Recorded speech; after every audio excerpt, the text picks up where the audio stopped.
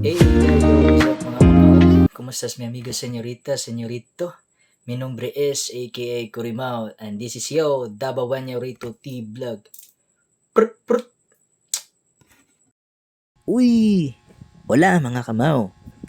So, second OOTD mga kamaw, no? So, muna siya katong ginatawag na kog Rocky Rolls, no? Rock and Rolls. Kuyaw. No? So, simple angas lang, no? So, simple angas lang nato siya. So, muna siya, isabi ni siya sa katong mga na-highlight nato, no? Na napalit nato sa kaykayan. O katong sa first OOTD nato, mapudto, no? Bilong po to siya.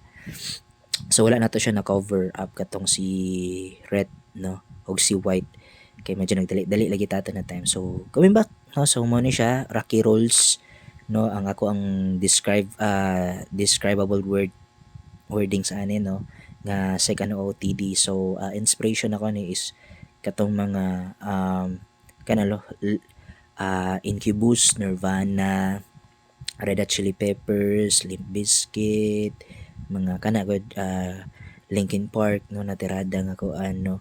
So gisakto lang nato siya, no, with a little bit combination na maigo siya sa sense of this generation of millennial and Gen Z na on ana siya ang dating, no, na ang aura nagyapon siya pagka romantic charisma na despite sa unana na ko ano combination of colors and describable words na to na ginaingon, no, na Rocky Rolls kanang dili kay siya ingon na sakit pud sa mata, no, sa mutan-aw og sa makuan, no? So I mean again, this is my own OTD, so depende na siya sa inyo ha mga kamawa. So kung mo na siya kung combination gray and black, no, so kato siya ang inspiration ako.